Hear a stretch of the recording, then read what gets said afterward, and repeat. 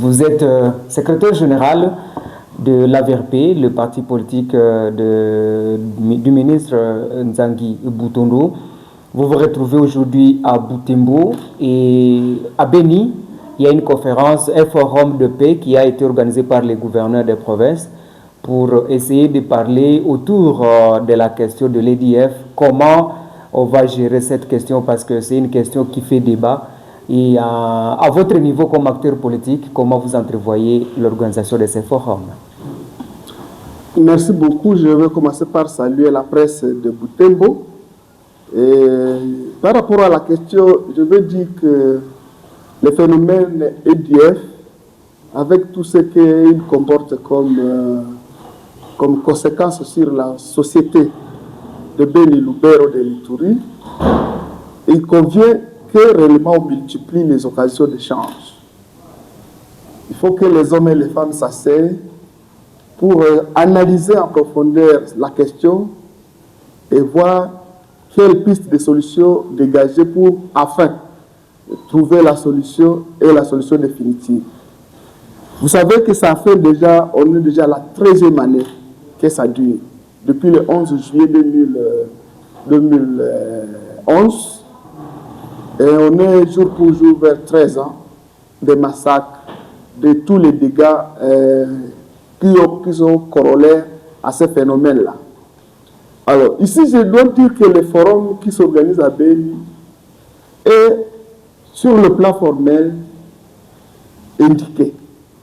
Parce que la question ADEF dépasse la dimension militaire. Je dirais, dépasse la seule dimension militaire. Donc, elle intègre plusieurs aspects, plusieurs logiques. Et donc, le forum, là, j'imagine, parce que je n'ai pas participé, je crois que le forum essaye de faire une analyse globale de la situation au-delà de la logique des armes. Donc, pourquoi je dis cela? Vous savez que ce mouvement ADEF, qui est transnational, qui touche à la fois l'Ouganda, la RDC, le Rwanda, le Soudan, et les uns aussi parlent de la Mozambique. Donc c'est une situation, un dossier transnational qui mérite, au-delà des questions militaires, une réflexion plus globale et approfondie. Ici, par exemple, au niveau de chez nous à Beni, cette question ADEF intéresse la question du fossile.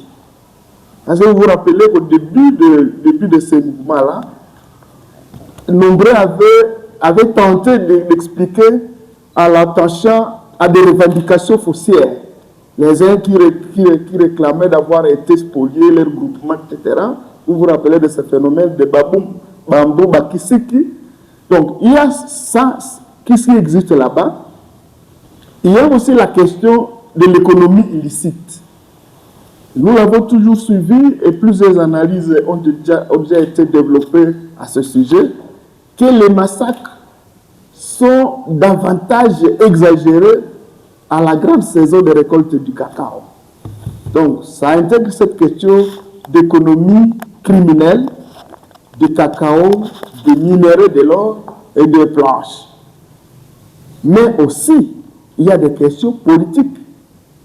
Parce que nous avons suivi plusieurs fois qu'on incrimine, qu'on dénonce des complicités, des traîtrises. Donc il y a des hommes politiques, des hommes militaires qui, pour des revendications militaires ou stratégiques ou géostratégiques, ils intègrent cette philosophie ADEF pour tuer les gens. Et nous avions à son temps fait des analyses au sein du Kianda, par exemple, pour montrer que la question ADEF était une stratégie pour exterminer les autochtones en vue de replanter, de transplanter des allochtones qui viendraient du Rwanda. Et effectivement, on avait vu aux années 2014 des mouvements de gens qui sont partis du sud vers le nord. Ça, c'est la dimension politique. Alors, vous voyez, quand vous mettez ensemble ces questions, ces revendications foncières, ces revendications d'économie criminelle, ces questions de stratégie et de politique, ça a fait que la réflexion ADEF se trouve au-dessus de la seule logique du militaire.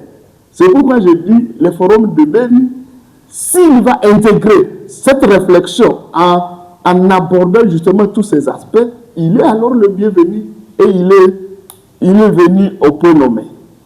Et ça, c'est au niveau local. Mais au niveau régional, il y a des circuits financiers. Je vais vous surprendre, chers messieurs, chers dames de la presse. Aujourd'hui, si vous faites une enquête minutieuse dans le marché de Butembo, vous savez reconnaître les effets des ADEF. Parce que sur le marché de Butembo aujourd'hui, plus qu'avant, la tomate vient de l'Ouganda, l'oignon vient de l'Ouganda, le riz vient du Pakistan, l'huile vient d'ailleurs. Donc, tous les produits de première nécessité qui étaient jadis cultivés dans les champs du territoire de Beni, du territoire de l'Oubert, de l'Ituri, désormais, ces produits alimentaires sont importés. Et ça touche justement cette question, cette dimension régionale de la question. Il y aurait certains pays étrangers qui tirent profit de l'alisement de la situation de l'ADEF pour trouver un marché et déboucher de leurs produits agricoles. Voilà tous ces aspects qu'il faut exploiter dans ces forums. Je suppose qu'ils ont mis ça dans leur agenda pour que la question soit abordée dans toutes les dimensions. Parce qu'ici, la dimension militaire, comme je l'ai dit, elle est devenue insuffisante. Je l'ai dit d'ailleurs dans mon article précédent pour dire les militaires, l'action militaire est devenue moins rassurante à la population. Parce que ça fait 13 ans qu'ils sont là, mais ils n'ont pas réussi à ramener la paix. Elle est devenue moins rassurante, donc il faut la renforcer. Alors, comment faire pour la renforcer, pour dépasser cette question classique des militaires? D'abord, je voudrais ici rappeler que les forums de Beni, comme vous avez posé la question, il ne faut pas qu'ils soient constitués de discours. Que ce soit un espace de discours comme on a l'habitude de voir, aux délégations de l'Ouganda, ils parlent, les délégations des députés nationaux parlent, et puis on s'arrête au discours. Non. Ici, on est devant quelque chose d'existentiel. Ça ne demande pas de discours. Les discours, on en a déjà entendu parler. On doit être trop stratégique dans ce qu'on veut faire là-bas. J'ai peur aussi que ce forum puisse être une réponse des députés face à la population qui est devenue trop critique. Vous avez suivi plusieurs fois la population dire « Les députés, vous avez échoué. Vous n'avez pas pu porter la voix de la population à l'Assemblée nationale. Vous n'avez pas pu forcer le gouvernement à trouver des actions qui sont pratiques et adaptées et proportionnelles à la menace. » Alors, j'ai peur que les députés se disent pour montrer à la population que réellement nous travaillons, profitons de la présence du président de l'Assemblée nationale, organisons quelque chose avec comme thématique au centre du débat les ADEF. Comme ça peut essayer de calmer la tension et de tourner l'attention de la population et surtout de la couche la plus critique contre nous. J'ai peur, mais je suppose que ce n'est pas ça. Si c'est ça l'objectif, alors ça serait une peine perdue. Il faudrait qu'on aille dans une réflexion approfondie pour rencontrer les vrais problèmes. Pour moi, le forum de Beni, il doit servir à clarifier les responsabilités politiques sur la question ADEF. Quel est le rôle des politiques sur cette question? Je me rappelle, je dis ça parce qu'il y a eu plusieurs fois des accusations, vous vous rappelez, des accusations de l'ancien maire de Beni contre certains acteurs politiques de Beni. Nous avions suivi même des hautes personnalités en train de s'entrecuser sur cette question. Et plusieurs fois, on ne cesse d'attendre à Kinshasa des autorités nationales en train de dire non, la question de l'Est, vous, les politiciens de l'Est, vous devez nous dire la vérité. Ah, ça veut dire qu'il y a quand même une certaine responsabilisation de la politique sur la question. Et le forum doit servir à clarifier. Ici, on doit poser un diagnostic institutionnel profond pour savoir qui a joué un rôle ou un autre dans cette question, on établit sa responsabilité et on essaie d'envisager des solutions proportionnelles à ses responsabilités. On doit aussi exiger le calendrier des opérations. Les militaires qui sont là ne doivent pas se comporter comme s'ils étaient dans l'administration publique. On est dans une situation de terroristes, on est dans une situation de groupes organisés pour exterminer la population. L'opération militaire ne doit pas se situer dans la durée. Elle doit être limitée, elle doit être systématique, elle doit être robuste et limitée dans le temps. Ce n'est pas ce qu'on voit ici où on a des régiments, des bataillons qui font 10 ans en train de se battre contre les gens qui égorgent la population. Ça ne se passe comme ça dans le monde. Donc, ce forum-ci, s'il est vraiment sérieux, il doit exiger un calendrier précis des opérations et aussi dire de tel mois à tel mois, on aura déjà fini cette menace. Et non, une autre attente, l'élément d'attente, selon moi, c'est plutôt renforcer les contrôles parlementaires, surtout sur la défense. Donc, nos députés issus de cette zone martyre doivent se concerter, doivent réunir tous les arguments et programmer des actions parlementaires qui sont ciblées, qui sont orientées sur la thématique ADEF. Donc, tous les 8 députés nationaux du territoire de Béni, tous les 7 députés du territoire du Roumou, tous les 3 députés du territoire de Mambasa, tous les 9 députés du territoire de Lubero, les 4 députés du territoire de la ville de Butembo, ils doivent s'asseoir. Ils ne doivent plus faire des actions parlementaires qui sont liées aux individualités. Non. Ils doivent s'asseoir, comme ils sont assis là-bas, ils doivent organiser les arguments, ils doivent cibler les problèmes et ils doivent préparer des actions parlementaires qui ciblent les secteurs de la défense, de la sécurité, de la défense, en vue d'amener le gouvernement, l'exécutif, à des actions pragmatiques. C'est pas ce qu'on va nombreux m'ont critiqué pour dire non, j'ai été un peu trop sévère contre les députés. Non, justement, c'est parce que la situation a besoin de la vérité. On a toujours vu les députés faire des questions orales avec débat. On appelle les ministres, on appelle celui-ci. Mais les questions sont toujours génériques. Expliquez-nous comment. Dites-nous pourquoi. Non, ce ne sont pas ce genre de questions. Ils doivent bien se préparer pour dire, répondez-nous, qu'est-ce que vous avez fait de tel qui est cité comme complice militaire?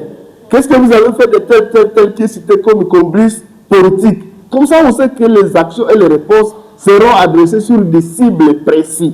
Ça, c'est ce que j'attends des députés dans ce forum-là. Mais aussi, pour la question précise des ADF, on doit aussi identifier les complices des ADF. Ça a été dit plusieurs fois, plusieurs généraux sont passés par-ci dans les opérations.